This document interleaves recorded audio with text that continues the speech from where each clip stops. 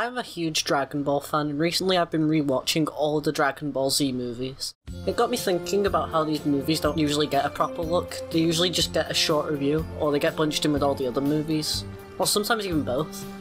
So basically what I want to do is review all 13 of the movies, along with the 2 TV specials. And yeah, before anyone asks, no, I won't be reviewing the newest 3 movies. Anyway, let's begin with Dragon Ball Z Dead Zone. Or Dragon Ball Z. Or Dragon Ball Z Return. You know what? Just let's begin. Start the video.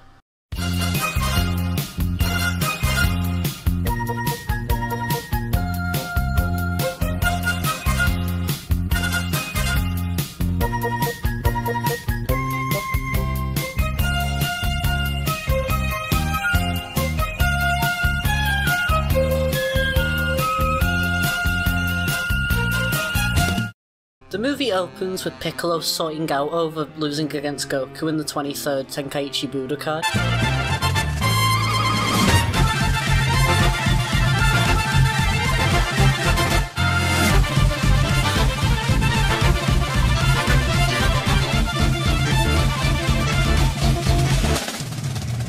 And then immediately after that, he gets beat up by some mysterious figures, which is more than what Raditz did to him when he first came to Piccolo, so, you know. Good on them. Anyways, we flash to Kami, and he's basically worrying about Piccolo's defeat, even though he's not died yet, so we know that Piccolo isn't dead, but the fact he gets beat anyway is still pretty concerning, considering he's like one of the most powerful people on Earth. The only behind Goku, I guess. Anyways, after that dramatic intro, we get the Chala Head Chala intro, and I know it's not just specific to the movie, because it's in the show as well, and all the other movies, but I do really love this intro. It's just so upbeat and great. It's also very nostalgic, so that's good. I also like when they use it in Super's intro, but that's getting off topic. I'm going on a tangent.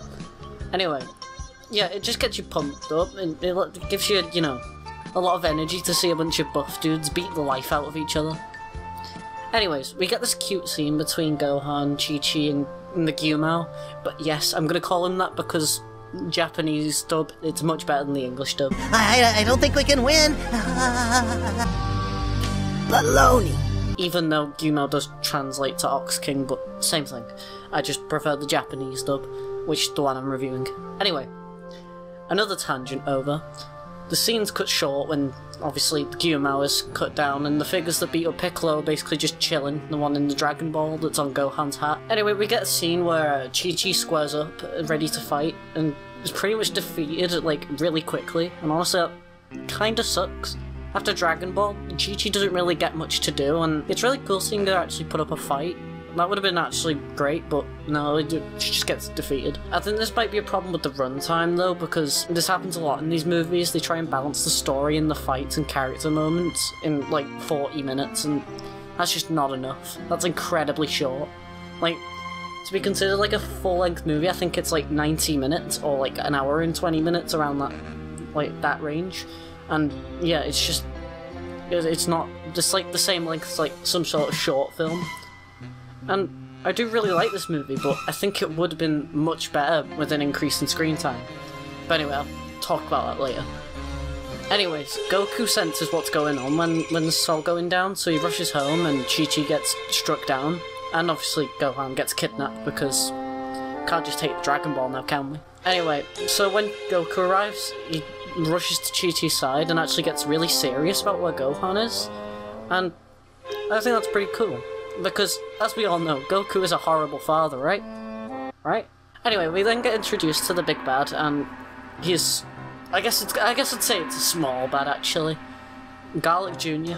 I honestly really like Garlic. He reminds me of Emperor Pilaf from the original Dragon Ball. He was much more of a gag character, though, whereas Garlic's more of a serious villain. More of tone with, you know, Dragon Ball Z rather than the original. In Daizenshuu 6, actually, which is a guidebook for Dragon Ball, Minoru Maeda... No, that can't... Minoru Maeda? Minoru Maeda, I'm gonna call him that. That's probably a horrible butchering of his name anyway. But anyway, he was like a prominent designer in like Dragon Ball Z's animation stuff. Like, he did some of the character designs for like the original stuff that wasn't in the manga and stuff like that. And he also supervised a few episodes. Anyway, he said that Garlic came from the idea of having like a little character become like the Hulk, and I mean that's a pretty neat concept because most of the villains do start off looking pretty innocent, look pretty tame, and then end up being obviously a big bad. Like when Piccolo Jr. first arrived, he was like a small, tiny little version of King Piccolo, and then he obviously became a younger version of the Demon King. Also, in that same paragraph, he hints to Garlic having a penis, which, yeah, that's all I'm gonna say on that. But anyway, yeah, I do like Garlic. I like how he gets really unhinged about, like, wanting immortality. And this even, like, really scares his little groupies. But then they just mock Gohan since he's, like, actually tough, because, you know, Goku's the strongest in the world, but obviously they beat Piccolo, and Piccolo wasn't that far behind Goku, so using a bit of logic, you can figure out that they could probably beat Goku. Garlic senses that Gohan actually has latent potential and he wants to train him, very similar to what Piccolo did in the actual show. But instead of using Gohan to save the world like Piccolo does, he wants him for evil, obviously. But that brings up a pretty important question. Why did he take Gohan in the first place? He only really needed the Dragon Balls, and well, it makes sense why Garlic actually keeps him around. It's not like he needed Gohan himself in the first place. It's not like it was impossible, it's not like it was glued to his head or something. Like, you could just take the hat off, I guess. And, you know, speaking of the Dragon Balls, why'd they attack Piccolo in the first place? Hold it! They did actually kill him, which we know they didn't because Kami didn't die. Then the Dragon Balls would have just been turned to stone and Garlic wouldn't have been able to become immortal. I'm just saying, look, these guys aren't exactly the hottest spices on the spice rack. Just remember that joke, it'll make more sense later. Anyway, Goku meets up with Roshi, Bulma, and Krillin, and yeah, they need to find Gohan using the Dragon Radar, even though they shouldn't have met yet, but Toriyama did say these movies are in, like, another continuity, so I'll just not, like, reference the show much, unless it kind of ties in, I guess. Goku then hurries off on a Kinto-un, which, again, using the Japanese name, I would say Flying Nimbus, but that just sounds cool. Anyways, Krillin worries about Goku as a way of not so subtly foreshadowing, but again, I'll get to that later. We then get a scene of one of Garlic's underlings chasing Gohan, and, well, he does drugs and gets high. Okay, so it's not drugs, it's an apple, but, I mean, he still does get high and launch into an absolute banger. People don't usually like these music numbers in these movies, but I actually do like them. They're really cool, but one thing they did make me notice is that Japanese lyrics, when they're, like, translated, just sound really stupid.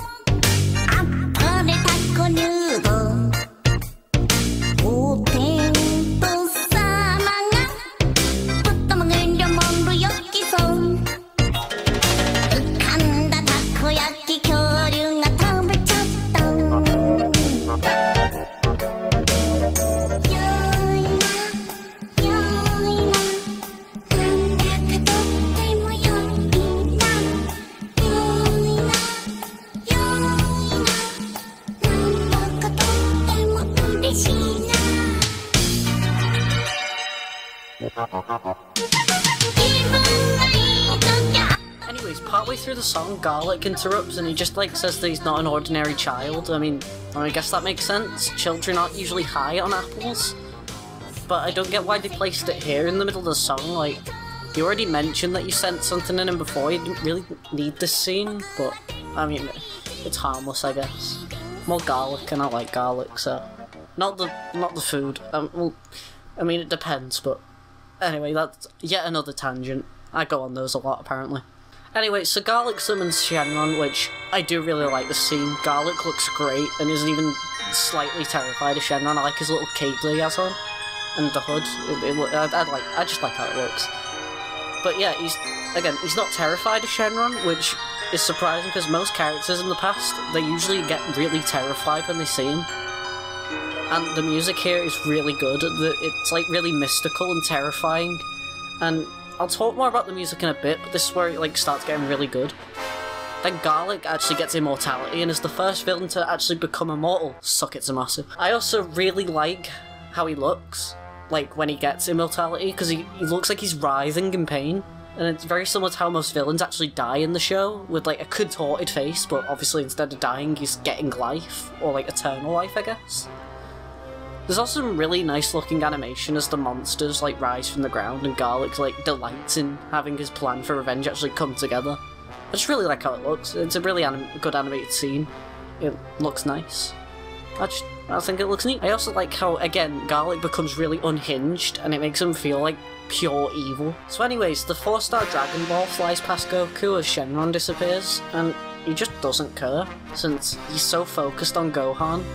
Again, clearly a terrible father, doesn't even care about his own son, even though, you know, most of Goku's stuff in the original Dragon Ball was due to the 4-star bomb, that's the only reason he actually went on an adventure in the first place. So you think he'd care, but, you know, clearly he's a horrible father for caring more about his son than the ball that actually got him to the place that he is now. Anyways, Garlic then revels in his new immortality, literally, like, conducting electricity, and I think it looks really good. It makes him feel like an incredible evil force of nature, as he literally plans to kill God. Like, I don't think you can get more, like, evil than that, literally wanting to murder God. Though, I mean, pretty based, if you ask me.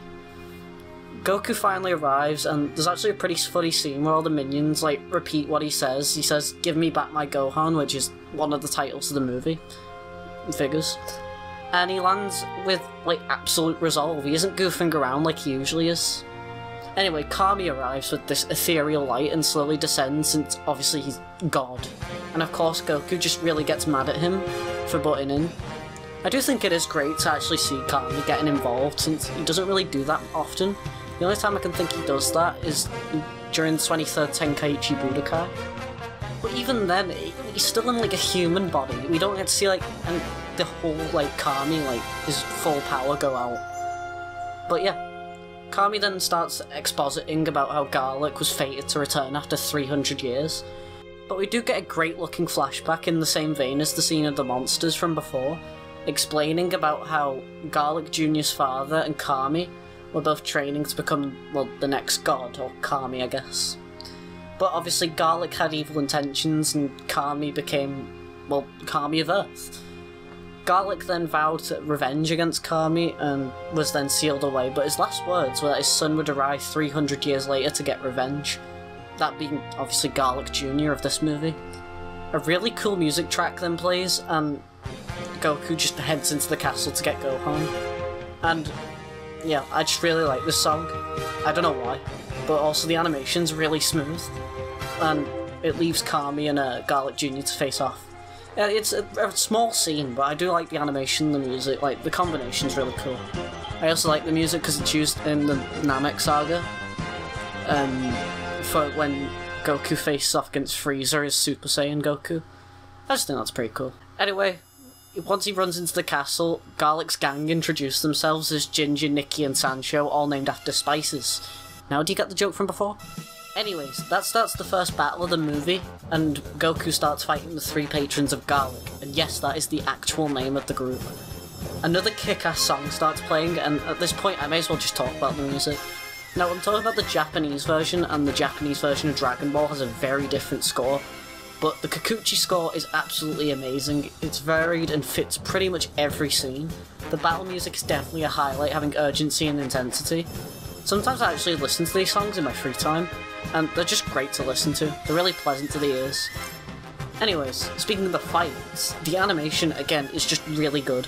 It reminds me of late Dragon Ball and early Dragon Ball Z. They're a lot more grounded in the sense that you can actually see most of the punches and such. They aren't too grounded, however. I can tell you now that they don't spend most of the time on the ground. But I do like how smooth and streamlined the animation is compared to later in the series where they focus more on ki attacks and teleportation. I still think the animation then is still really good, but I definitely prefer this earlier approach, and it makes the battles feel more satisfying, I guess. I'm not really an expert on animation, so I don't really know how to describe it, but those are my thoughts. The fight then cuts back to Kami and Garlic, where Garlic basically flexes immortality to God. Again, pretty based. He then gets saved by an unexpected ally. Nani?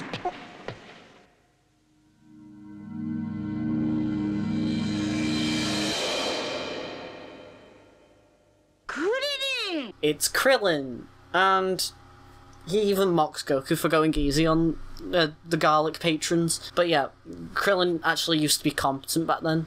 But he's actually not alone. Remember how I said Piccolo wasn't dead?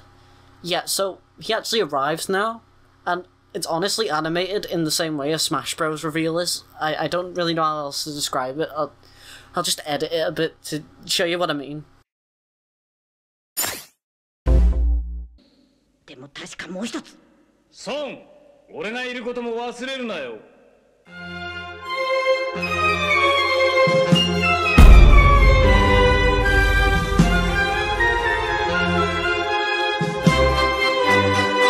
Anyways, this entrance is actually one of my favourite scenes in the entire movie. The way Piccolo just casually walks in with his theme blurring in the background just gives you goosebumps. Especially if you watch the original Dragon Ball and know the rivalry between Goku and Piccolo. So anyway, after all that, Gohan peeks in Krillin's mouth. No, I did not skip anything, that is exactly the order of what happens. We then actually see Kami battle with Garlic, and it's always nice to see Kami actually do something, especially fight with Garlic. But Garlic does actually manage to overpower him, and again, the animation's pretty nice here. It's not fantastic like the other scene, but it's still really good. Krillin then runs up to get Gohan, and one of my favourite battle themes actually plays. It's used in the Frieza saga a few times, and I do really like it. Anyway, as he goes to Gohan, he gets attacked by Sancho, but Piccolo butts in, settles business with him. And I just love how nonchalant Piccolo is to these guys, but after throwing a guy through a wall, it's time for him to throw down, to make up for the beating he got at the start of the movie. Piccolo still doesn't seem to break a sweat as he completely just dominates Sancho, and he literally just leaves his body hanging, which, damn, he didn't have to go that hard on him. So anyway, Garlic then nearly throws Kami off a cliff before grabbing him and literally looking down upon God and telling him to go to hell. I really like this imagery. It kind of makes Garlic feel like the devil by threatening to send God to hell, literally. And Kami then uses his light powers to knock Garlic back, and for some reason his eyes go red. Must have had one too many apples. Meanwhile, Ginger and Nikki pull swords out of themselves and Goku uses the Nyoibao, again, another Japanese word. It's the power pole for anyone who likes the English version. This here is my second favourite scene of the movie, because the movements are really fluid and the choreography is just great, even ending with a really flashy Kamehameha. But my actual main reason for liking this is actually because Goku uses the Nyoibao, which, other than the intro for the show and the next movie, it's really the only time after the original Dragon Ball Goku actually uses it. And I really wish he did use it more, because it's a really fun weapon and it really mixes up the typical combat. Same reason why Trunks is pretty cool with his sword. But anyways, Garlic actually managed to bring Kami to his knees, and he literally tries to kill himself to try and take out Garlic, but he's powerless due to Garlic's immortality. Piccolo then arrives saying that even though Garlic can't die, he will make him suffer forever. Did I tell you guys how cool Piccolo is? No, I don't think I need to. Anyways, Goku drops in for the assist, and the main battle of the movie actually begins with only 13 minutes left. Garlic then hulks out and becomes this hulking beast, I guess, and the battle begins. The music here is great. It's used for the Ginyu Force in Dragon Ball Z. It's often actually named Kyofu no Ginyu Toku Gyofu no Ginyu Toku Sentai. I don't know if I pronounced that right, but it took me a few tries. But it approximately translates to Take the Stage Ginyu Special Squad. I just thought that was a fun fact that I dropped. But anyways, Garlic literally wipes the floor with Goku and Piccolo. He literally clotheslines them twice from front and behind. Then they actually try to pummel Garlic, but that also doesn't work, and he just blasts them both away. Goku and Piccolo keep getting pummeled by him, and they're basically forced to just go all out. They both take off their weighted clothes and get ready to battle Garlic, and then my favourite scene in the movie plays out. Goku and Piccolo basically just charge Garlic with a mixture of team-up attacks, ending in one final blow. The music is also just fantastic, combining the Piccolo theme with the original Dragon Ball theme to create kind of like a team-up song to match the team-up attack. It's a shame it wasn't actually used in the show, but this scene is just fantastic. The only problem is it's very short, and that's probably chalked up again to the short run time. I do like how in the next scene Piccolo decides to just immediately settle things with Goku, which is probably what would have happened if Goku didn't, you know. Garlic then rises from the rubble like a zombie and summons a giant vortex called the Dead Zone, hence obviously the English title. And this disrupts the fight between Piccolo and Goku, and sucking in the whole castle in the process. I love how the Dead Zone looks with the reds and the oranges and the yellows in the spiral pattern. It just looks really nice. Everyone almost gets sucked in, and they only can hold on to the rubble. But then, Gohan ascends from the rubble and stands up to the Dead Zone. I really like the way Gohan looks with the whited out eyes and screaming like he's about to go Uzaru form, but obviously he isn't. And then he headbutts Garlic, sending him flying into the Dead Zone. Anyways, so then the sky cracks and daylight shines through, and Kami explains, well, he's going to be trapped in a prison of his own design, due to his immortality, obviously. I do like that it was his own hubris that led to his downfall. I like that in a villain. Like how Frieza died to a monkey. I like how his downfall came from his own mistakes. Like, if he didn't keep Gohan, for example, then he wouldn't have got headbutted by him. If he didn't summon the Dead Zone, then he wouldn't have got sucked into that, and a bunch of other things that, if he hadn't done, he probably would have won. Anyway, there's this really cute scene where Goku and Gohan are reunited, and Gohan doesn't actually remember anything.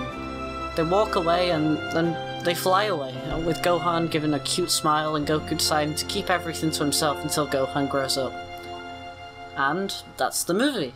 It was a fun watch, I'll give it that. It had great animation and music and an interesting villain. It was just really fun to watch. It obviously wasn't perfect, it did have problems. The short runtime of only 41 minutes meant moments didn't last that long, and so it kind of feels rushed.